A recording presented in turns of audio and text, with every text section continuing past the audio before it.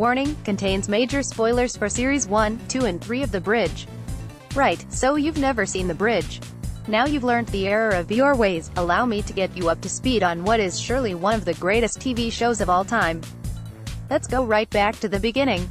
The first series follows Swedish detective Saga Norén and her Danish counterpart Martin Rohde as they investigate the grisly discovery of a woman's body, or rather, two women's bodies, each bisected at the waist and rearranged in a ghastly tableau, at the halfway point of the Øresund Bridge linking the border cities of Malmö and Copenhagen. Saga, precise, brilliant, and autistic, forms an awkward friendship with the funny, cheery Martin, who helps guide her through the pitfalls of social convention with a patience she's never before been shown.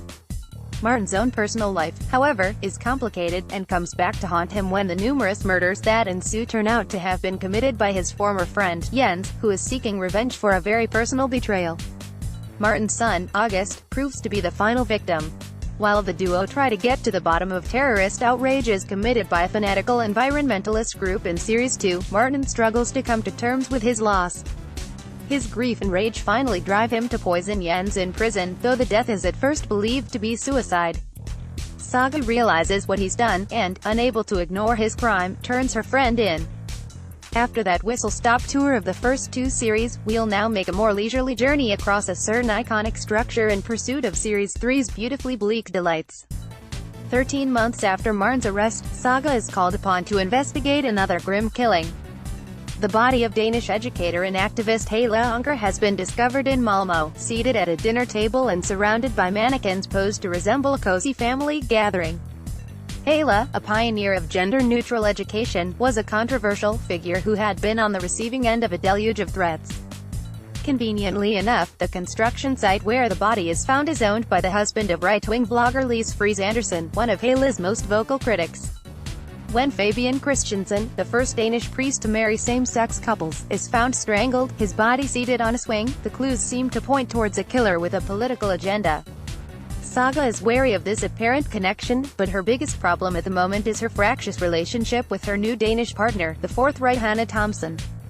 Hannah dislikes Saga intensely, apparently because of the Martin situation, and makes no particular effort to conceal her feelings. This uneasy partnership doesn't last for long, however, as Hannah loses a foot in an explosion when she tries to enter the trailer of Helle's son, ex-soldier Morten. Morten is suffering from PTSD and denies any connection to his mother's killing, but some numbers found on his fridge will eventually prove to be the key to this complicated mystery. We are introduced to a succession of suspicious characters.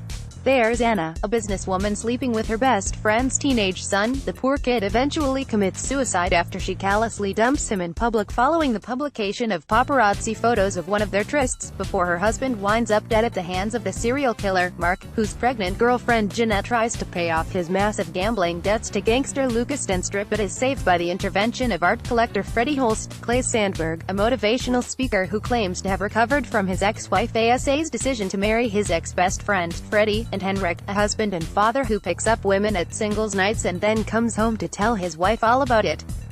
Thing is, though, Henrik's not actually a suspect at all, but Hannah's replacement. His insistence on being paired up with Saga at a time when her name's mud among the Danish force is jarring, as is his attempt to reuse the murdered Christensen's dinner reservation. The priest's death is, it transpires, a copycat crime committed by Rikard, Lisa's obsessed cleaner, which shuts down another line of inquiry. Morten Anker is also soon removed from the list of potential suspects when he is shot by a man he refers to with his dying breath as his brother, an apparent reference to the Kill brothers, his comrades in Afghanistan, all of whom were accused of rape. One of them is Lucas Stenstrup. The case becomes deeply personal for Saga when her boss, Police Chief Hans, is kidnapped and then found, his hand amputated, in another vicious attack. He survives, but is left comatose, watched over by his family from his first marriage and his new wife, his Danish opposite number, Lillian. Hans' replacement, Lion, lacks his people skills and takes a very dim view of Saga's eccentricities. More brutal murders follow, most of them following the chillingly theatrical modus operandi established by the Helle Anker crime scene. Some, however, are clinically executed shootings which lack the same brutal verve. Saga identifies burn marks in the former group of victims' mouths as Babylonian numerals that match the code from Morten's trailer. All the evidence seems to point to Annika Melander, an undertaker with a fixation on Claes Sandberg. Sandberg himself is a bad lot, has chilled out beside concealing a burning desire to get back at his ex-wife and Freddie by revealing that her pregnancy is in fact a fake, and that the high-profile couple have engaged the services of Jeanette as a surrogate mother. Saga and Henrik track Annika down, but soon discover that the elaborate crime scenes found in her house have been staged, and that she's been framed. Her unpleasant foster parents were two of the victims, and it seems that another of their charges must be responsible for the crimes.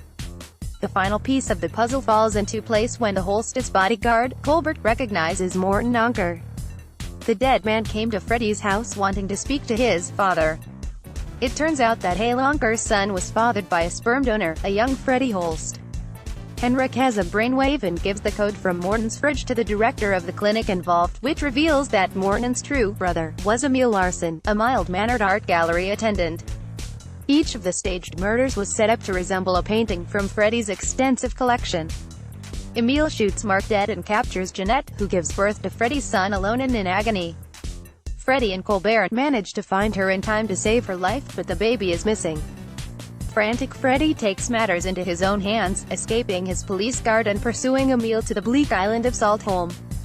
Saga and Henrik identify the location with the help of the painter responsible for the image of it in a work hanging in the basement where Emil was locked as a punishment during his miserable childhood, and follow them there. Emil's plan is to kill himself, Freddie, and the baby in one final, dreadful tableau. He tells his biological father about his blighted life, his loving mother, dead in an instant, the abusive foster parents, an escape attempt, thwarted by Hans, child abuse at the hands of a pedophile teacher. Every one of the individuals involved in his misery, whether directly or not, has met a gruesome end. He forces Freddie, the newborn child clutched in his arms, to put a noose around his neck, and then takes his place next to his father on the gallows he's built before pulling the lever. Saga and Henrik rush in to find them hanging, but are able to save them both, with a great deal of hesitation on Saga's part. Her mentor Hans never recovered from his injuries. Emil reveals the motivations for his crime to Henrik while in custody. A remark made to Emil by his half-brother shattered his fractured soul. Why should I suffer when those responsible for my suffering do not? He finally manages to commit suicide, cutting his wrists with a paperclip mistakenly left in his cell by Saga. The Holsts have their child, and Jeanette has her money, for what little good it will do her as she struggles to process the loss of her flawed but much-loved boyfriend and a baby she had begun to think of as hers forever. Saga's mistake with Emil is the last in a string of uncharacteristic errors brought on by her own emotional turmoil. The sudden reappearance of her evil mother Marie-Louise brings with it a succession of blows: news of her father's death, revived memories of her sister Jennifer's suicide, and finally Marie-Louise's own apparent suicide. Forensic evidence at the scene, however, seems to suggest that Saga was responsible. We know this is impossible, but an investigation begins, and Saga, her innocence still in doubt, is suspended at the end of the Larsson case while a decision is made on her future. As the series progresses, Saga's relationship with Henrik has deepened from some initial unsuccessful flirting on his part into a profound understanding and mutual affection, accompanied by regular sexual encounters, initiated, as usual, by the uninhibited Saga, which Henrik welcomes with surprised enthusiasm. He, however, is hiding his own terrible history. His real reason for pushing to work with Saga is his hope that she can solve the 6-year mystery of his wife and 2 daughters' disappearance. He's been reliant on a cocktail of drugs to keep going, hence his visions of his family as he sits at home alone. Lucas Stenstrup recognized him and tried to blackmail him, but the gangster was cut down in a hail of bullets by rivals in the criminal underworld before he could expose the Danish cop's secret. When a woman's skeleton is identified as that of Henrik's wife, he ends up overdosing and is saved in the nick of time by Saga. She isn't impressed by the revelation, but doesn't report his misdemeanor, leaving Henrik to resign himself as he commits to searching for his vanished children. Saga's disappeared, and he can't find her in any of her usual haunts. Finally, he follows her to the railway line where he knows her younger sister ended her life. Saga is standing by the track, clearly contemplating her own death. Henrik begs her to reconsider, telling her how much he needs her to save his daughters, and reminding her that she's his only hope of ever knowing what really happened to them. Saga draws her gun and screams at him to stay back. The train arrives, and Henrik buries his head in his hands at the sickening thud heard as it speeds by. When he dares look up, he sees Saga, her gun thrown onto the track, sobbing hysterically on the ground. He tenderly embraces her, and she allows herself to cry properly, releasing decades of anguish in the arms of a kindred spirit. When we next see them, they're back where both are happiest, at work. Henrik discovers that a car was stolen near his house on the day of the disappearances. Saga reminds him that the trail will likely be cold by now, but he wryly points out that neither really has anything better to do. They drive across the bridge in silence, but the glance that passes between them suggests that these two lonely people might just have found, in each other, a strange kind of peace. The Bridge Series 4 starts on Friday the 11th of May at 9 p.m. on BBC Two.